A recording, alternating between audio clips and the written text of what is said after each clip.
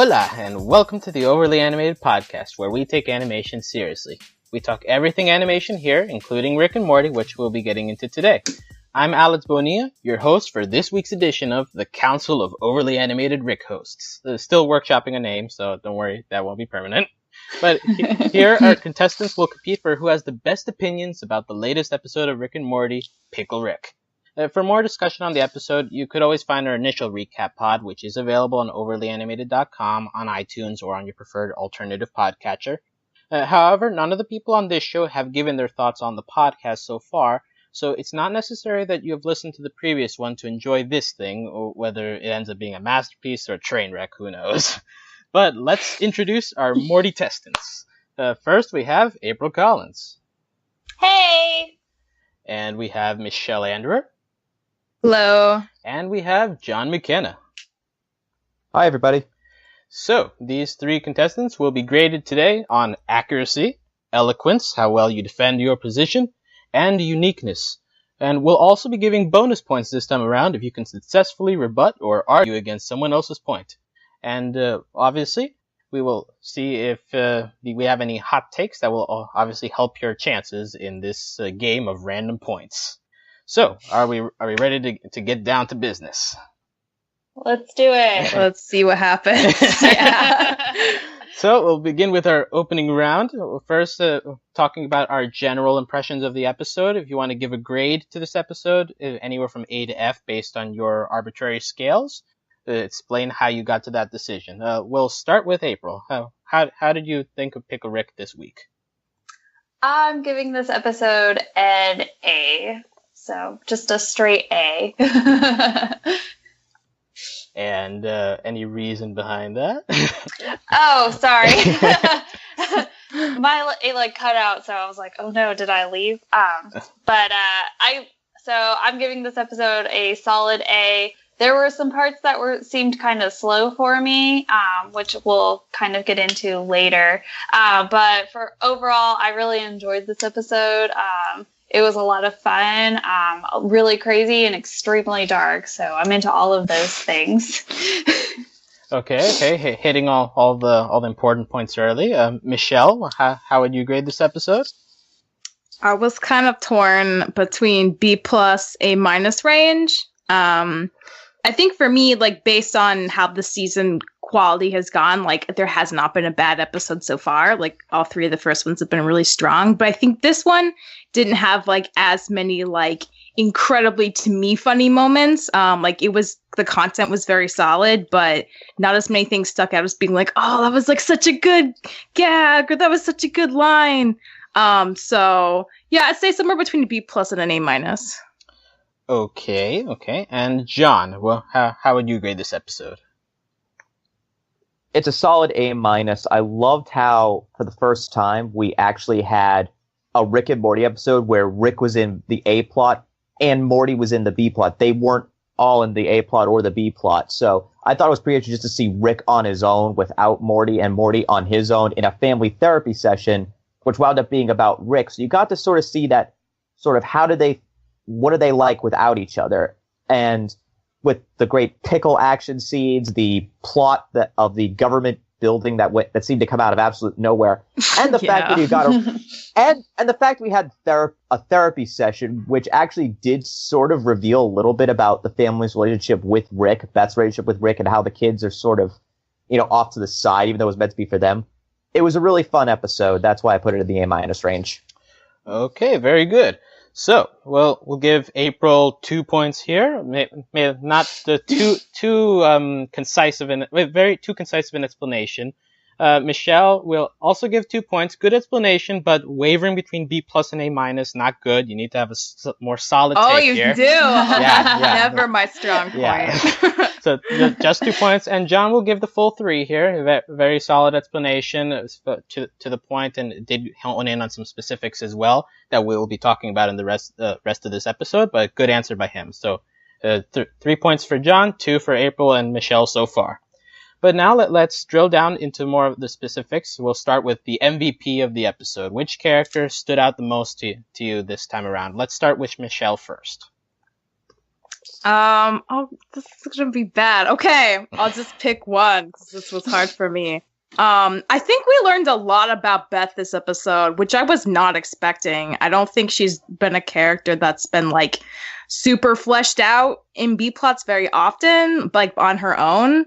And I think this one did a really great job seeing her juxtaposed to Dr. Wong and seeing how the way her relationship with Rick is like kind of messing up like her family dynamic, how it's like made the divorce possible, how like, and just like how like it was really funny to see that like Morty and Summer like really liked Dr. Wong and they thought that the therapy session was like super helpful, and just like, oh no, that sucked, which feels like a very Rick response. So just like seeing how her relationship with Rick like has like developed her in this way, I think is like really fascinating, and I kind of hope the show delves into that more because like, yeah, I can't really think of a lot of like solo Beth moments we've had that weren't about either Jerry or the kids. So I really, really thought she stood out this episode.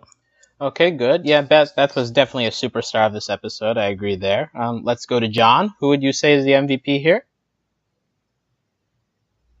As much as I want to say a different name for diversity's sake, I'm going to have to agree with Michelle and say Beth, because this, I think, is probably the best Beth episode we've had so far. And yes, it's absolutely right. She is definitely very much like Rick, and we've never had a chance to really see that. But when you consider that, going back to the first two seasons and a little bit of the first episode of season 3, she is basically Rick and Jerry is basically Morty. And you do sort of see that sort of, I know I'm smarter than everybody in the room. I'm a horse surgeon. I'm very intelligent. I don't like it when people are too emotional. You definitely saw that here more than anything else. And that really came out in full in the session. And that definitely speaks to a lot. It really fills in a lot about her character. And it really definitely makes it a lot more understandable that she is very much her father's daughter. So yeah, I have to go with Beth. Okay. So we're same answer so far. We'll see how that helps you later with the scoring. But but now April, who would you say is the MVP here?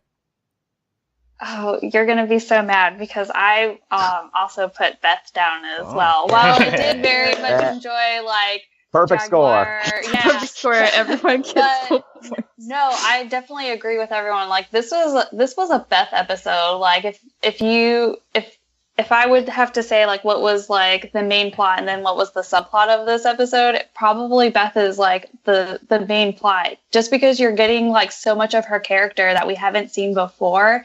And like I think it's just great because like the therapist isn't even attacking her at all in any way. She's just trying to talk through like whatever it is that's going on, and she keeps trying to like push off like the session, like this isn't about me, this is about the kids. And then when she just like turns to the therapist and she's like, fuck you, and then she's like and then she like turns to her kids and she's like, you know what, fuck you both too. Like that's like it is the most honest thing that like Beth has ever said, like and like in the entirety of the show, just because like she's not being attacked, but she's taking it that way because she is so much like Rick, and we haven't seen that in her until now. And then like in the end, like whenever like Summer and Morty are just like trying to be like, oh, are we going back? Like I really enjoyed that. That was great. She's just sitting there talking about getting a drink with Rick. Like, like you're a great parental figure in this moment. I'm really proud of you.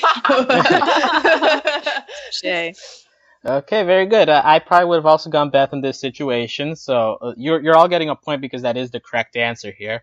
Michelle will give the full 3 points. I think you expressed your point very, very well. John will give you 1 point since I think you mirrored a bit too much of what Michelle was saying. April, you did drill down on some detailed lines there that especially highlight what we took out of Beth, so we'll give you 2 points there.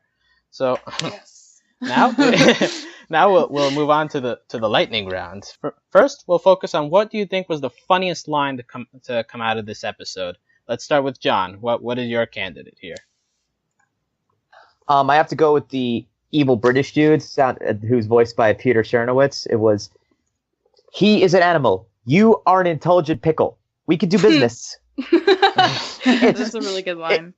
Taken out of isolation, and you say that, and you're thinking, what the fuck did I just watch? But then it it's patently absurd, but it's the fact that A, he's evil and he's trying to negotiate, and B, he is in fact arguing with an intelligent pickle, because yes, that is a thing in this episode. It is Pickle Rick. That was just hilarious. It was, it's a classic sort of comedy, spy thriller type thing, but it had that element of uniquely Rick and Morty absurdity to it that just made it. Okay, very, very good. Not exactly my first choice, but it is a good line, especially in that when you just consider the absurdity of this entire concept. We'll go to April. What would be your funniest line of the episode? My funniest line is, "I don't do magic, Morty. I do science. One takes brain and the other takes eyeliner." And then I love which was just like, upon first hearing it, it was just so absurd. And then I got that second laugh out of it afterwards whenever Rick was using the cockroach brains to basically make a suit that he could walk around in while he was a pickle. And I was like, haha, way to prove your own point. So best line for me. Okay, good one. Michelle, what would be your candidate here? Oh man, I feel bad. My sense of humor is very stupid. I really like the part when he chops off the rat head and the other rats there. He's like, oh, is this your friend? Oh, don't worry, he died doing what he loved, being a dumb fucking rat. It made me literally laugh out loud because it was so stupid but so great. And that was the only time that happened in the episode, so I had to put it down. It's not clever, it's just amazingly stupid, which is what I love about it. Okay. Well, it's also very Rick. Yeah, it's very, very off the cuff. Yeah, and I think we'll give Michelle 2 points there. Probably not the correct answer, but it's definitely Rick and Morty does have the highbrow humor, but it also goes lowbrow, and it's usually very successful there as well. And it is a unique answer, so we'll give you 2 points there. John will also give you 2 points. I think it is a good line. The convincing didn't exactly get all the way to me. It is funny, but I don't think it stands out in this episode. April will give the full 3 points because that was a good explanation of how the joke gets even more funny once you consider the other actions of Rick later in the episode. So we'll give you the full amount there. And just before we move on, are there any second place or other contenders that you were thinking of when you thought about this question? I really liked the bit where the cat comes up to Pickle Rick at the beginning, and he's like, "I've seen the YouTube videos. I know what you're thinking. I'm not a snake." I didn't know that was why they were afraid of cucumbers. That makes so much sense, though. It's an evolutionary thing. So because they're wired to think that the long green shape is a snake, and so that's why they get scared or hiss and attack it. And so it's just great because he's referencing something that was a trending thing amongst YouTube, people putting up all those videos of their cats being scared of cucumbers. So that one also stood out to me. Yeah, that's a very niche joke. I'm not in tune with YouTube culture, and I have only had a cat for a very brief amount of time, so I never had experience scaring them with cucumbers, but all right. You do have a cucumber in your home? Yeah. I probably had cucumbers less time than I had a cat, but... So now we'll move on more to the favorite gag here. So which maybe more drawn out thing that was funny to you in this episode? Let's go with Michelle here. Well, Michelle, what would be your best gag of the episode? I mean, again, my sense of humor, I just lost it over, the Summer Huffring pottery glaze is why she got in trouble. Oh my god, Summer! And then at the end, when they're, trying to, okay, the therapist is, trying to help them, talk through their problem. Making eye statements. Yeah! And then she's well, I just hope people can realize that I'm not doing this because of, my personal life. I just really, want to get high. I'm oh yeah, good job, good share, Summer. It was just... I love that it was. It's a completely normal thing to do. Right. Session, everyone. I just really love that. Okay. John, would you like to offer your candidate here? I would say for best gag, I probably kind of liked it when Jaguar and Rick were in that shootout in that room, mostly because of just how, again, playing into that sort of spy versus spy type crime thriller again. You have Jaguar basically saying, how he doesn't actually want to kill him because it's strictly business, and then Rick saying, dying will be a great new experience for you. That whole sort of exchange, it's sort of like it was riff on, those really cheesy the golf shooter movies, which is really funny, and also how they were trying to repair each other's wounds. Jaguar's using fire and some sort of like various tools, and Rick is using mustard, spare pickle from a sandwich, and a staple. So it just, again, I'm not sure if it really counts as a gag, but I did sort of liked how they're able to be a little bit meta with the genre and really sort of play into that. It was a good riff. Okay, and April, what would be your favorite gag of the episode? So my favorite gag, which I feel like might have been like the most immature one, is that the therapist was there for family counseling, and she also saw people who had an addiction to eating poop, and and it was never like a fully addressed thing. Like, it starts with like there's that sandwich of the picture of the guy eating the sandwich, and it says like courage. Yeah, and they like talk about it, and then the one teacher comes out and he's like, "Oh, how long have you guys all been eating poop?" And they're like, "Oh, we don't do that." And then it gets even better when like Morty's just sitting there in the office, and he just picks up that book and he like turns the page and he's like, "Oh my God, there's pictures of people eating poop in there." And then like, what did you expect? Like, this has been set up for you, Morty. And then the therapist just takes the book and it completely ignores his concerns. Like, and then again, they bring it. She's like, "Yeah, if you know anyone who needs some family therapy or has an addiction to eating poop, like, give them my card." And it's like, like, we're not going to talk about that at all. But I did. Every time they referenced it, I laughed. So I'm going to give it that. Okay, good. Alex, hot take on cold food? Hot take on cold food? Oh, no. Ooh. What's the cold food you're going to talk about? Is poop best eaten hot or cold? Oh.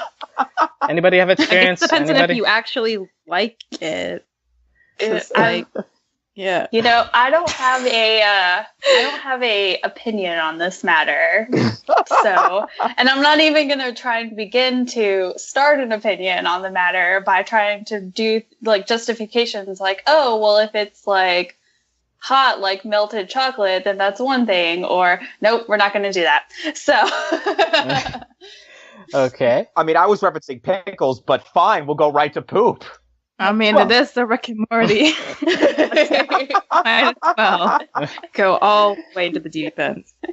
Or we could just talk about hot dogs. That would also work. there you go. They're the same shape. Vaguely.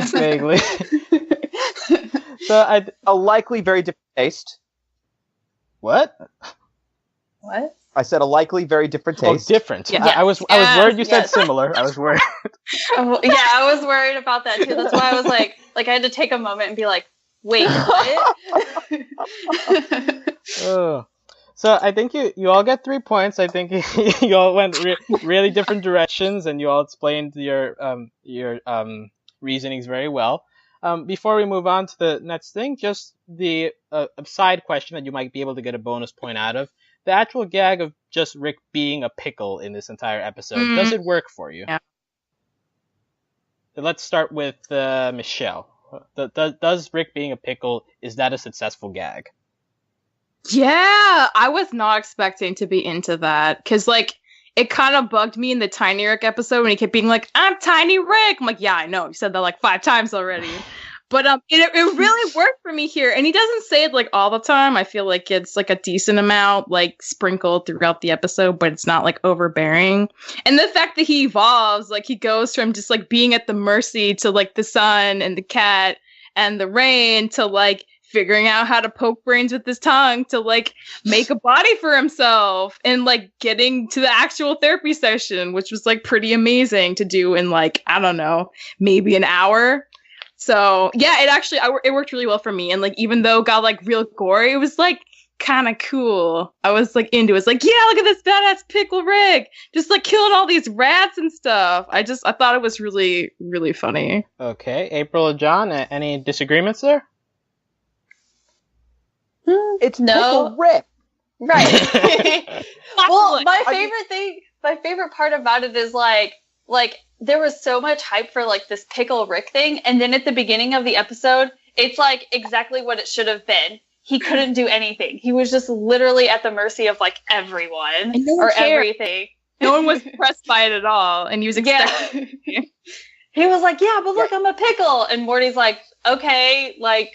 You're a pickle, so like what's supposed to come out of this? And then the rest of the episode is just like because you're literally set up with no expectations, and then you get into it, and it's like, okay, this is where we're going. Like we've moved from cockroaches to rats, and here we are now. So. And I love how Morty was also expecting more. He's like, well, can you fly? Can you walk? He's like, well, would be much of a pickle if I could now, would I? Which was right. like, it's like, well, yeah, that's true. He is a pickle in the truest sense of the word. And then your mind automatically shifts to, okay, why is he a pickle man then? So he could get out of therapy.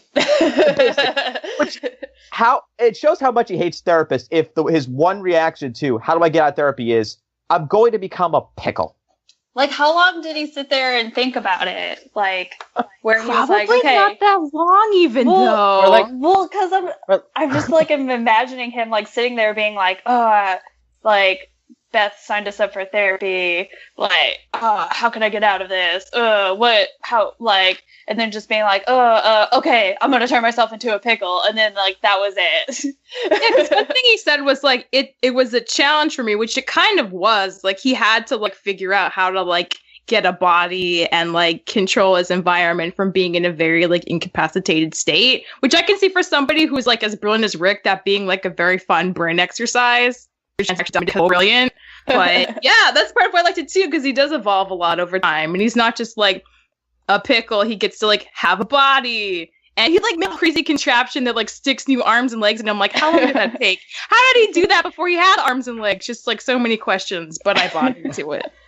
I just wonder how long he had, like, if he's had this in his back pocket for a long time. Like one day, as an idea, yeah, like I have this formula here, but when should I thing? use it? Okay. This bonus point thing probably backfired in my face, since I think you all deserved one in the end. So you all finished with 4 points in this question.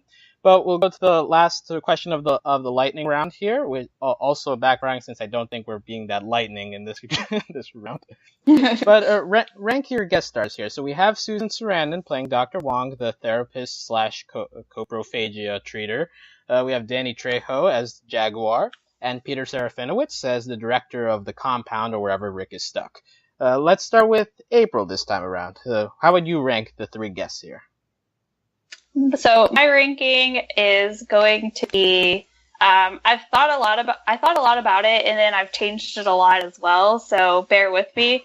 But I put Peter, then Susan, and then Danny. Just because, like, given, like, the characters that they've kind of done and what their sort of role is in the episode, like, I'm just imagining each one of them in, like, a recording booth, like, delivering their lines most likely by themselves. And so I think Peter's voice, like, acting was really well, considering the lines that he had to deliver.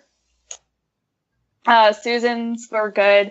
You know, she had those random comments about poop, and I'm just wondering like how many times she had to like stop and laugh, or if she didn't have to. And then Danny Trejo, I just seemed like that's kind of who he is, and like his typecasting, so it wasn't like that much of a surprise for me. Okay. Let's go to Michelle. How would you rank these guests? So I'm not gonna remember the guest names, so I'm just gonna call them by their character names. Sure. But I put Dr. Wong as number 1 because she was like in the whole episode, so we got to like see like her place in the episode more. And I thought it was just, I always love when we never know like if we're gonna get like more perspective on like character analysis, but this episode worked really well for that, mostly for Beth, but I'd argue to an extent for Morty and Summer too. And I just love Dr. Wong as a character. Like, I know we're going to talk more later about the value of therapy, but just like, it was really interesting just like hearing her like represent like that, maybe the average like therapist perspective of why therapy is helpful and like how they operate and how it like really pisses off some people. And some people are like, that was really great. I feel like I learned a lot. Yeah, I want to go back. So I really enjoyed her as a character. Second would be the compound director, just because like I loved his voice so much. I thought it was so good. And I thought it was really interesting. And honestly, Jaguar, like, I wasn't that into, and we can get into that later, because I do think he was kind of one of the weaker parts of the episode. I wasn't that into him, because we just didn't know him that long. He was kind of thrown in the third of the thing, and then it was like, okay, like, I'm supposed to care about you, but, like, I don't know if I do, because, like, there you are, but, like, now it's over. Okay. So that's my ranking. Okay. So we have Sarandon, Serafinowicz, Trejo here. And we'll end with John. How would you rank the guest stars this week? Oh, the perils of going last. Sarandon 1, Serafinowicz 2, Ed Trejo 3. Ed, I think I'll start from the bottom here as the justification. Danny Trejo, again, Jaguar did not have that many lines. He was a great character in the show. I loved the ending where he winds up saving them from Concerto, which was that was kind of so surprising. It's like, oh, you thought this could be an episode? Nope, it's a 2-minute stinger. Sorry, but yeah, I mean, but he didn't have too much dialogue. Or, the contrived, I have to rescue my daughter. She's still alive. That kind of thing. He was all right. He was solid. Good interactions with Rick, but nothing too special. Peter Serafinowicz at 2. Again, he was a great sort of British double-crossing villain. He ticked all the boxes. He had that perfect evil aura about him. He knew when to cross paths. He was trying to get out of it. He definitely was the smart guy in the room, and he really played that role well. And what can you say about Susan Sarandon as Dr. Wong? The fact she was able to inject so much humor into her role as a therapist, and this specifically, she kept that calm, level voice throughout. She sounded like a therapist. She didn't raise the voice. She didn't really go to anything goofy. It could have been so easy to do in a show like this to, attempt to maybe play a little bit goofier. But the fact she played such a straight character and still worked in a lot of those comedic lines within those long frames of dialogue was perfect. So that's why she was number 1 for me. Okay. So we'll give April 3 points here, but primarily impulsed by both her reasoning as well as being unique here and putting Serafinowicz at the top. And I do agree that he deserves a lot of praise for his work in this episode. Michelle will give 2. Solid ranking, I think. Maybe a bit stronger on the takes. And John will give a full 3 points. You did have the same order as Michelle, but I think you did a better job at expressing what made these characters stand out here. So you'll finish with the full points. But now we'll go into our out of bounds segment here. We can maybe settle down a little longer. We'll go into a bit deeper topic. And this week, the deepest topic that we probably got into was about the value of therapy. We have Rick just crushing the profession, while the therapist defends the value of talking things out, as well as expressing how how his life has been affecting the family so far. But in this debate that we saw in the episode, whose side do you think has the most merit here? Let's start with Michelle. Who would you take in this debate between Rick and Dr. Wong? Well, I'm not sure. And the reason I'm not sure is because at the end with that random, 2-minute scene when Rick was like, see, this is why, I don't need therapy. It's like, you kind of get why Rick, thinks the way he does. And I don't know. I think part of what the therapist was saying in defense of therapy was just you have choices and things can either work for you or they don't. So I'm not even convinced that the therapist is therapy's for everyone, So it's a hard call because Rick's kind of I don't think therapy is useful at all. Not just for me, but probably for anyone. And the therapist is well, therapy can be really helpful. Clearly, Beth pushed back against it a lot, but Morty and Summer really, really responded well to it. So honestly, I was with feeling like, okay, it's like a personal choice then, and there is no right or wrong answer. So that's kind of my stance, and yeah. Yep. Okay, interesting. John, your reactions? I think I'm going to side with the therapist on this one because when I listened to the therapist dialogue, I think I listened to that section more than any other in the episode. It was, in a sense, a sort of backhanded compliment for Rick, because she's saying, for you, therapy is boring. Like, for me, it's boring to brush my teeth or wipe my ass. And she's absolutely right. If you're Rick and you're a mega genius, what is therapy to you? To him, he feels like whatever he's doing is right and proper because he's thought it out scientifically. He doesn't need a therapist to put his life in order. But then she says something I think was important. It's that, yes, for you, science is an adventure, and therapy, maintaining relationships. It's work. It's not fulfilling, but you have to maintain them. You have to keep them going. You have to nurture these relationships, or these relationships die. It's like saying, you're smart. We get it. You don't need normal human relationships. You can just sort of move on to the next project. What is everybody to you? And in a sense, she's right. I mean, Rick knows he has infinite dimensions. Who can blame him if he doesn't want to get attached to his family or to friends? Because he can just bop over to the next one and try again. So in a sense, she was right in that she was able to pinpoint Rick's personality in a way that the show hadn't gone on before. Even though I agree with Rick that he doesn't need therapy, the therapist kind of agreed too, and was able to sort of say, and was able to get that point across that Rick, he doesn't want to work, doesn't want to do something that isn't adventurous. So I'd have to go with the therapist on this one.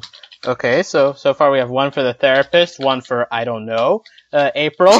Yeah, accurate. April, who you got? I'm going with the therapist as well.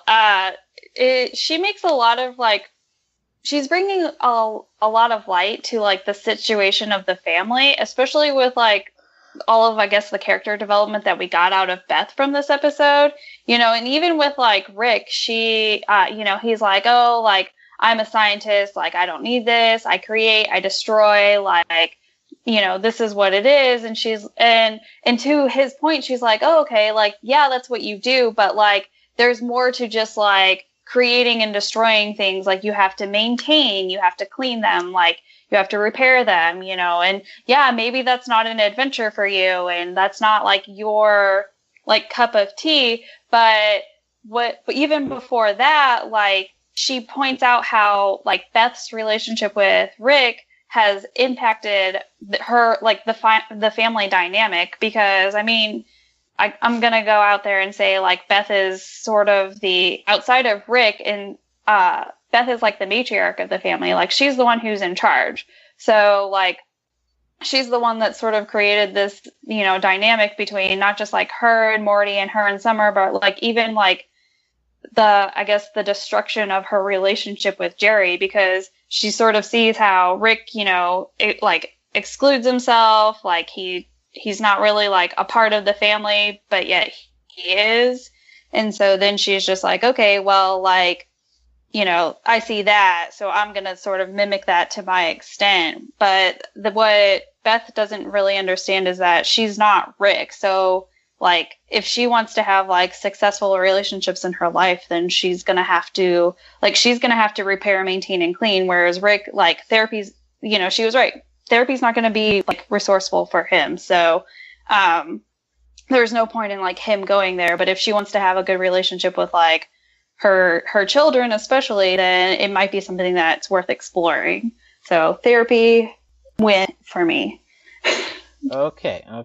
So we'll give 3 points to April and John. They both expressed their postures very well. Michelle, you did a very good job in expressing both sides of the argument, but we are in a who you got situation. A small deduction I understand there. Completely. Small deduction there. But now, also before we move on, do you think that there are any real world things to take out from here? Is any of this applicable to someone in real life, considering the benefits and discounts of expressing these things to a stranger as opposed to maybe someone who knows you. Any observations on that front? I'd say yes, because actually, and when April was talking, it got me thinking. I think one valuable thing we also learned about Beth that the therapist said, I think sometimes like people outside of situations have a clearer perspective than people that are directly involved. So that's like one reason it could be good. But because she's saying like, well, I see your relationship with your dad's like a very particular one. It's one that like does not condone intimacy or emotion, and like you can see that's very much like a direct result of how like Beth has been shaped by having Rick as a father. Like she doesn't really value those things. It's because like of negative reinforcement associated with them. Like who knows what kind of characteristics she might have had if Rick had been like more open. So I just thought that was very interesting to see like Beth very much of a byproduct, not like necessarily like, oh, she's just like Rick. It's like, no, but like he definitely influenced her development a lot in very like obvious ways that we can see now in the wake of everything. I definitely agree with that, especially like if you know, I know Rick and Morty's not one of those shows that you sort of think back on it, but like if you think back to like all of the episodes where you saw her interacting with like Jerry, like, you know, she didn't like reward like his, I guess, emotional like connection that he tried to maintain with her. Like she often would put it down or, you know, and so like you like it's, you know, you can see that now exhibited, especially as the therapist like brought it to light, not just to like Beth, but to us, the viewer. So it's not like it's like, oh, the therapist is just saying this and then we're supposed to accept this truth, but it's like a truth that's been set up for us, and now we're just like hearing oh yeah, that's where that came from. Interesting. Like, thanks, therapist. Yeah. You're like, thanks, like I'd be curious to find out like if they actually like consulted real therapists to get the dialogue for Dr. Wong, like just because it seemed very they probably like did. Yeah, it sounded really legit. Yeah, because like I remember listening to it the first time and I was like, this is super legit, like this is very real. So but yeah, definitely. And also we have to consider you know, Jerry is definitely way more emotional and way more romantic than Beth was, and you saw that for 2 seasons. Like Beth, to use an old expression, she definitely wore the pants in that relationship and sort of had that sort of emotional detachment, aloofness kind of thing going for it. And you can definitely see that, you know, that is definitely, you see that in Rick, and you see that in Rick's relationship with Morty, who, you know, is more of the warrior. He's more of the one who wants to have the emotions and stuff like that. So, yeah, that I could definitely see that. And the point the therapist made about, you know, how you have to build and maintain relationships is still a good one, though. You know, Rick has no interest in that, obviously. And as I mentioned, he doesn't really need to. He even told Jaguar, you know, love is not an emotion I feel. There's like infinite timelines where I have infinite daughters. I could just bop around. He even said, you know, I could bop around and replace to Morty Summer in the last episode. I could replace you guys in a heartbeat. It's just not worth my time. So you could sort of see it from Rick's perspective. Why does he need to build and maintain one of an infinite number of carbon copy relationships? Anybody want to counter that? No, I agree with that for sure. Like, I mean, it's interesting because even amongst like the fun of the episode, there's a lot of like real world like truths that are coming out of it. Like even when Rick wasn't at the therapy, just like you know, you said about like his conversation with Jaguar, it's like, oh yeah, that's true. Like he did abandon his daughter, like his real daughter. Like this Beth that we have now isn't his real Beth. Like they're from a different, you know, timeline or dimension or whatever it is, because we'll never know. But but yeah, they left them in it was the Cronenberg dimension. I think that's where they left them. Yeah, like the Beth in the Cronenberg dimension is his real daughter. Like this Beth is not his daughter. So what attachment does he really have to her? I can understand like having more of an attachment to the Morty because he brought Morty with him, but like the Beth in the summer, like it's almost useless for him because he can just he can hop around from dimension to dimension, and he's done it before. So who's to say how many times he's actually done it? You know what, though? This is making me think, though, and kind of back thinking about John talking about like the interaction that Rick has with Jaguar at the end. When Jaguar asks, "Oh, do I have like infinite darts too?" and he's kind of like, no, you don't. It kind of suggests that he has like enough awareness of other people that he's like, yeah, I don't want you to know that because I don't want you to like be as callous as me and to consistently like if you lose one daughter, get another one. Like that's kind of messed up. And I kind of feel like a bigger potential thesis for the show could be like, well, does Rick care about this family? Like that's something they explore a lot. And we don't really have a clear answer yet, but I think the fact that like we keep touching on their inner relationships with each other, we keep challenging Rick's like, dismissiveness of his relationships, that like there could really be something there. And his awareness of his family needing better connections to each other could be like a sign of like a greater arc developing for Rick also. So I guess that's kind of my counter. Yeah. Rick, yeah. Rick, I think it's almost safe to say, though, by this point, Rick at least cares about Morty. Like, he does care about him. Oh, yeah. Yeah. I think that's maybe the only other character that he cares about is Morty. Right, and he will work to keep at least that relationship. But it's a good life lesson anyway. I mean, Rick gets infinite chances. Regular humans only get one, so, build, maintain, and work on those relationships that you have, because you only get one. You're not Rick. Mm-hmm. At least I hope you're not Rick. Let's all hope we don't become Rick, but at least in that sense. Yeah. But maybe with the intelligence, maybe not with anything else. But does the intelligence come without a price? Yes, there are caveats. Another podcast. Another podcast. And you could probably dedicate. If you get lucky, you'll land at like Sheldon Cooper. If you're lucky. And you could probably dedicate an entire podcast to talking about just how Rick and Morty handles relationships in general, not just from this episode, but like the entire show so far. But I think we've done a good job of dissecting how it's treated in this episode. So we'll move on from that serious discussion and ease into the final round here. We'll talk more big picture here. But just before we enter, a quick score update for those who actually care about this. Well, we have. I care. Okay, good. Okay, April. Well, you and John are in the lead with 18 points, and Michelle brings up the rear just slightly at 16 points, but it's still anyone's game with the 3 segments left here. So now we'll go a little bit negative here. What would be the weakest part of the episode to you? None of us gave it an A+. So, well, what stood out to you is like maybe the weakest part. Let's go with April here. I think the whole Jaguar thing was very like the introduction of his character, like it just didn't like inspire me. And I mean, it was fun, like whenever he was having his showdown with Rick, and that was really nice. But then like somehow at the end they're like allies, and you never like get to that point. And so I just think like that whole thing with him was it just wasn't like very well done. I think there could have been a better way to do it. I mean, it's nice that like the stinger at the end of the episode was him saving them, I guess because of the friendship that they formed. But again, like it just seems like in light of everything that we've talked about, that was just like Rick like using that relationship to his advantage. Like, oh look, he ended up getting saved because he helped Jaguar escape. It didn't do it for me overall, at least. Weakest part. Okay. John, what would be your weakest part of the episode here?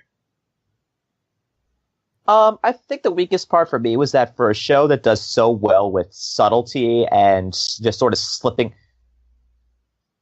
things in there and having it feel natural, huge parts were very on the nose. I thought, there was a lot of, it may have been because they were going for this, but, Rick was very sort of outgoing and with how he views relationships. He had the therapists describe basically at length in full dialogue everything she thought about Rick's relationship. They described how, and they sort of had had a lot of exposition about the character's feelings. It felt a little too sort of matter of fact and put in there. And I still feel like it could have worked if they were just a bit more subtle. They had a bit more showing rather than telling. I mean, it was still a good episode. They still made it work, but it sort of felt a little off kilter as a Rick and Morty episode because of that. Okay. And Michelle, what would you say would be the weakest part here? I've got to side with April also. I thought Jaguar was the weakest part. And like for a couple reasons. I think one reason I ended up liking the compound director more than Jaguar is his motivations were very like simple and very clear. But Jaguar had like this whole backstory, and like he goes from like hunting Rick to like being his ally about his daughter, and it's like, oh no, she's dead now, but it's like, why do we care? Because we're only invested in this for like the last chunk of the episode. It felt like for this to have landed, it would have had to have taken like at least half the episode, maybe the full episode to develop, because like that was the thing with Rick Connecting the Stone. Like we really like the arm as a character because it's there most of the episode, and you have more time to flesh it out so that you're invested in like, oh no, like yeah, you want him to get revenge. Whereas with Jaguar, we don't really know him that well at all, so it's really hard to care even when they like try to make him more interesting. So that's like, it just honestly felt too rushed for me. So it has to be the weakest part in my perspective. Okay. He was also like a very like open and then shut character. Yeah, I was like, oh, he's done now. Yeah, like his purpose. We got our stinger with him. Like even at like the very end, like usually you expect something like completely like off the wall from whatever had happened, but like it was like we had our introduction to Jaguar, and now we're done with him. Goodbye, like. And I can see how he's supposed to be referencing like a certain kind of character that's like, oh, the person that's like, they're doing what they have to do because like they're doing it for somebody else. But like that also felt kind of generic. Like there wasn't anything that was unique about Jaguar from any of those tropes. So it just left another layer of just like forgettability for me. Yeah, I feel like Jaguar was mainly in there as a parody element. He wasn't like a real character.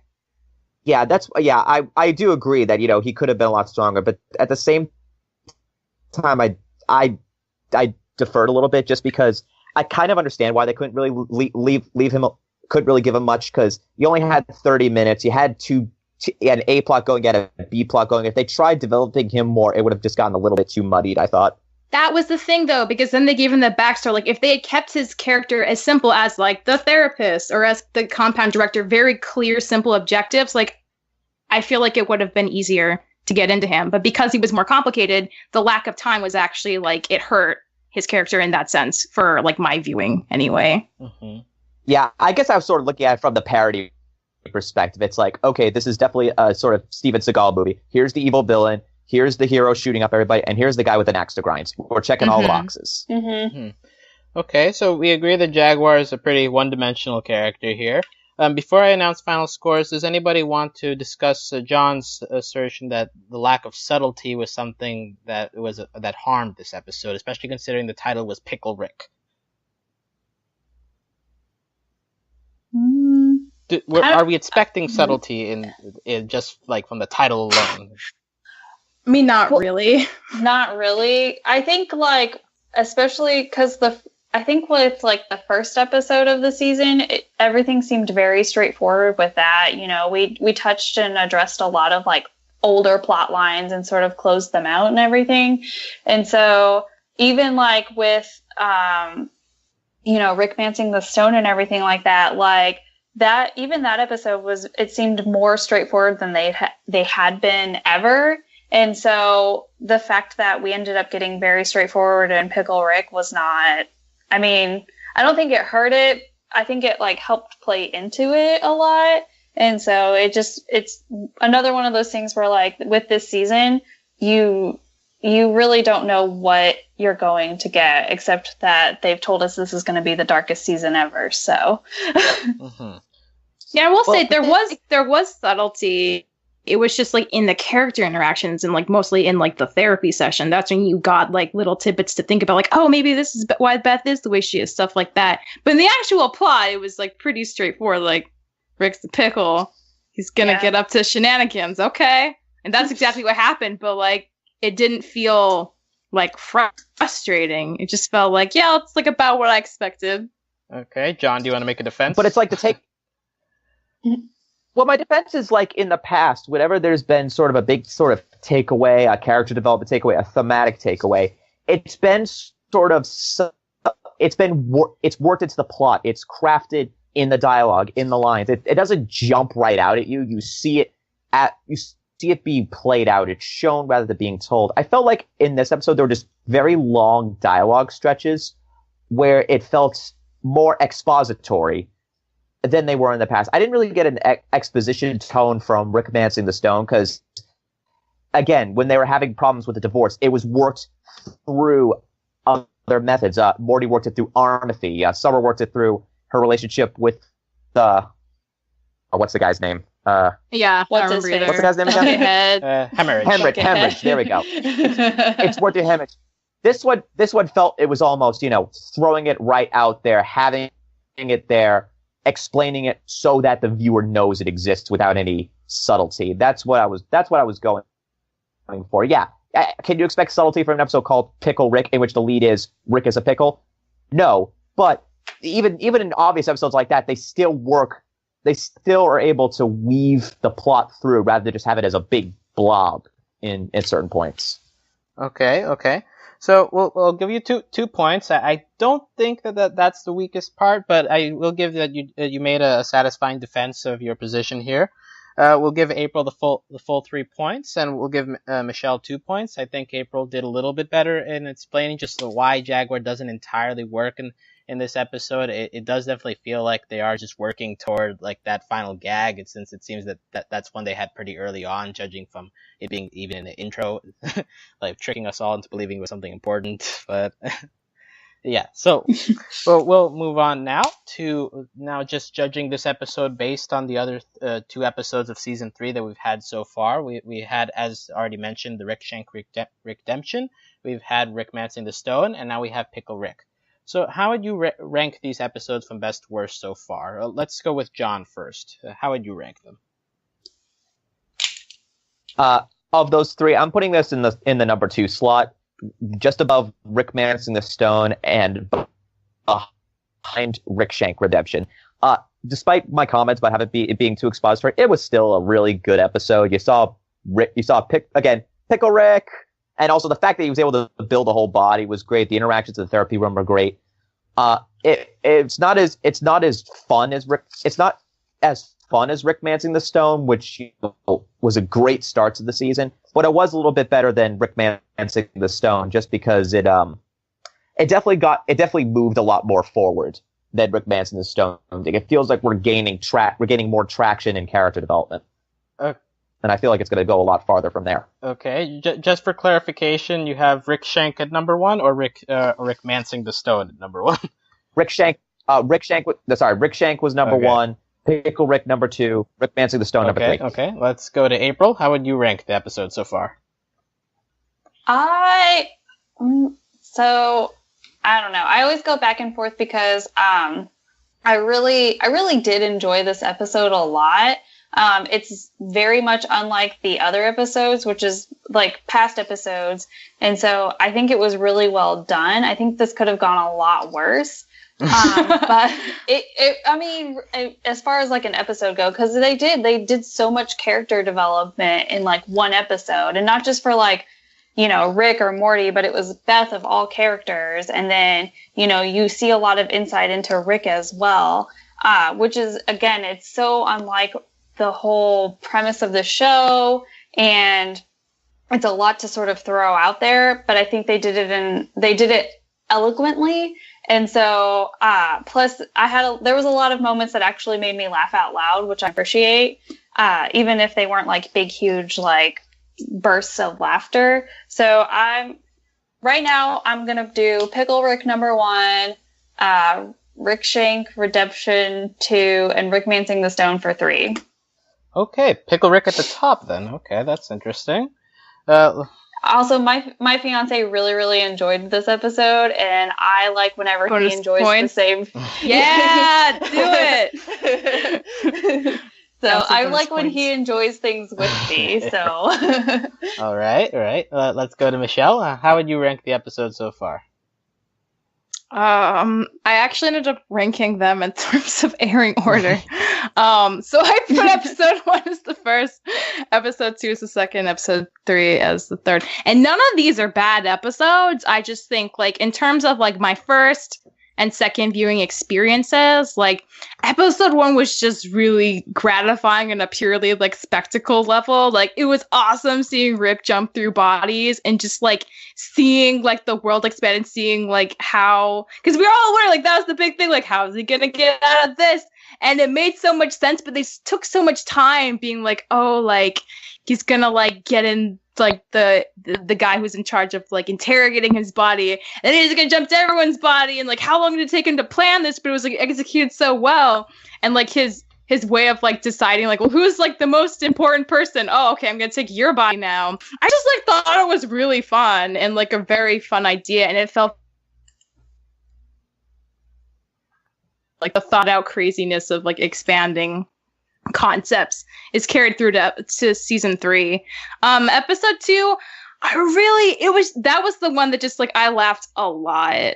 Like, so many of the gags worked for me. I love the concept of Mad Max, and I didn't think it was overplayed. Like, I love seeing, like, that side of Summer just be a really good killer and just, like, not care, which, like, now, like, we've had the therapy session and we can see, like, oh, well, maybe, like, she's developing the same tactics of dealing with conflict as Beth, whereas, like, Morty is more like his dad, and, like, isn't that interesting? Like, I like the consistency in, like, those characters holding together in that way, and their actions, like, you can go back and rewatch now and be like, yeah, that's consistent, like, good job, show. And this past episode was really great. Like, I loved the character interactions more than anything. Like, I loved the plot of Rick. He was doing great being a pickle, but, like, the therapy stuff is what I really enjoy, because, like, character interactions is, like, my fave. Like, character development's, like, my thing. So, yeah, there were no bad ones, but, like, it definitely, like, yeah. First episode, number 1. Second, number 2. Third, not a bad place. Spot 3 is not bad for a whole season. So Yeah, and I think that's a correct conclusion to take here. That really, although I'm making you rank them, but they're all really good, and I don't think there's a wrong order here. Even putting Pickle Rick at the top, I think that is justifiable, and April did a good job at making that defense. So I think you all get 3 points for your rankings here. So we'll go into the final question. We did get a short trailer for the next episode, Vindicators 3: The Return of World Ender, which is a very strange title. But what would be your best guess for what the plot is going to be of next week's episode, if at all? Let's go with Michelle. How would you guess? Well, I'm guessing based on the trailer that, like, the group of, like, rando people, including, like, the crocodile and, like, I don't know, lava guy, are, like, the superhero team, the Vindicators, and somehow Rick and Morty get involved. Maybe, like, Rick's, like, notorious, like, intelligence, like, precedes him, and, like, everyone just, like, knows about him, so they call him up and they're like, hey, can you help us out with this, like, world ender? He's kind of a big deal, you know, he, like, ends worlds and stuff. Can you, like, help us stop him? And Rick gets Morty tag along because Morty's great and their bond is, like, the strongest. And I'm assuming the episode will be about, like, their interactions with the other people on the team and seeing what those characters' dynamics are like. And trying to stop World's Ender, maybe question mark with Rick. You never know if that's what actually is going to happen. Maybe they'll, like, friends with him. Maybe they'll turn against the Vindicators. But that's my guess. Okay, let's go to John. What would be your guess for the next week? Well, you know it's going to be a strange episode when you realize that Norm Macdonald is playing the superhero. So, there's your celebrity for next week. It's going to be, they arrive on a ship. There's these guys who they think they're superheroes. The theme is they're really cool. Norm Macdonald plays a showboating hero who likes to drink a lot. Rick gets jealous, and I think what's going to wind up happening is the twist is that they're actually supervillains who are trying to destroy a planet for whatever reason. It's going to be like a very sort of cliche comic book type thing. I have a funny feeling about that. Rick is envious, and then he starts using his envy to try. Then he starts realizing that they're villains. He tries to convince Morty that they're actually villains, but Morty says, no, you're just jealous. Then something happens. There's a big reveal. They're villains. Rick destroys them. And meanwhile, Beth talks to Jerry, and they try to work it out. / Beth delivers him more of the stuff. Okay. And we also got a B plot prediction there. April, would you like to take a guess here? So I think we're gonna get like I'm calling it a classic Rick and Morty episode because they like to sort of make fun of like movies and movie plot lines. So I feel like this is gonna be very like Avengers-esque, and how Rick and Morty got there is probably totally random, and they probably just stumbled upon it accidentally, would be my best guess, knowing the two of them. And yeah, I think it's just going to be like a very sort of classic episode, and then eventually like either Rick just gets bored and he just decides to like, ruin everything or something like that. And then that's how the episode ends. So, and then maybe like we'll get a stinger with like how Jerry's doing, because we haven't seen him. So. All right. I think John wins that round. He was very detailed in what was going to go down. Also predicted a twist ending and explained the B plot. April and Michelle, you did fine. You both get 2 points there. So now time to tabulate the results. Somebody give me a drum roll. How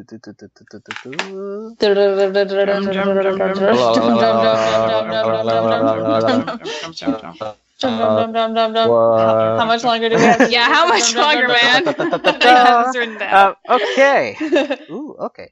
So, in third place, we have Michelle with a total of 23 points. Yay! Third place! Now, in an interesting case, we have a tie at first place between April and John with 26 points. Yay! Ooh. So, Does that mean I can actually be second place? Yeah, I guess you can call yourself that. Yay, silver medal's better than in line of Pickle Rick, we can call you number 2. Anyways. So we're going to need a tiebreaker here. So, let's spin the wheel here. That's a really good wheel spinning noise. And we landed on Solenia. Okay. So if you want to talk about that was a good gag. If you were to make an entire episode centered around Solenia, what would cause his anger and what would he do? Let's go to John first. What would Solenia do if you gave him an entire episode? Solenia would arise from the trash can, the discarded remains of some Russian type of soup. He would then walk up to small children who threw out that soup and say, "You threw me out. You wasted valuable food," and go through some polemic, and then takes the child out of his house, puts him in a sack, and throws the kid in soup. Not to be eaten, but is thrown out into a trash can from hell where the child is lost forever. And that is the story. And that is yep. Yes, to see how it feels to be not only to be made into soup and then wasted. You're not even being eaten. You're being wasted. You were garnish. And that is how poor Russian peasant families teach their kids to clean their plates. Okay, that's a solid horror B movie right there. And bonus points for voice work. Let's go to April. What is your idea of a Solenia episode? I can't even think of anything that can top that. Like I want to watch that episode. Can I have that? Can I concede? Yeah, we will call that a forfeit, and we have John McKenna as the winner of this week's panel. You get 30 seconds of FaceTime. Go, John. Okay. So, while we're on the subject of hot takes and cold foods, I would like to give my thoughts on pickles. If you eat bread and butter pickles, they are terrible. They're way too Yes, sweet. they are! Yes, thank you. A pickle is best when it is tart. A pickle is best when it is tart and a little bit spicy. I have made my own pickles before. If you make them spicy and you keep them in the fridge a long time, it is the perfect summertime treat. They're nice and cool, a little bit briny. And the best part is, with the remaining juice, at night, with a shot of Jack Daniels, there's no better drink. There's no better drink. So that is my hot take on cold foods. Pickles. Sour and spicy and great with whiskey. I did not know people drank pickle juice with whiskey. I didn't know either. I really want to try this, and I hate whiskey.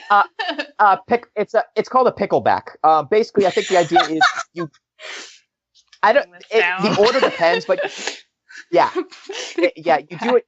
You do a shot of one, and then you follow it up immediately with a shot of the other. And which order is a matter of personal preference. Now, would Rick like that drink? I feel like he'd like the whiskey straight, but like maybe he'd also like the pickle juice straight. I feel like he can handle the extra effort. The big question is, would he actually like pickles now that given that he bit himself already when he was a pickle? Wouldn't he think of that as sort of cannibalism? I don't know. He was willing to bite himself to get the rats to come over, or the bugs. So I don't know. I think he'd be fine with it. I think he'd be okay with it too. I can't see him having a problem with it. He's pretty jaded. I think he'd be fine. He's pretty crazy, guys. That's true. So yeah, I think we'll end up here and tune in next time for next week's episode of the Rick panel. We'll see if we have a different winner. I believe, John, you're a back-to-back winner. Am I right? Yeah. So hopefully we'll get a new winner, but we'll see if you can defend your title. But if you enjoyed this podcast, you can find out all the info on this podcast at overlyanimated.com. You can support us via Patreon at patreon.com/overlyanimated. And we want to give thanks to all of our current patrons, especially our patron of the podcast, Steve, aka Frequent Commenter Steve. And we also want to give thanks, as always, to our Patreon executive producers, John, Ryan, Steve, Andy, and yours truly. And we'll hope any final thoughts before we leave here. This was fun. I liked this. Okay. And please We're not Pickle Rick. We're not Pickle Rick. Please That's what to cheer about. Please enjoy picklebacks responsibly and follow your local national drinking laws. Yes. Okay, strong point to end on. So thanks for listening, guys, and we'll see you next time. Adios. Bye. Take care.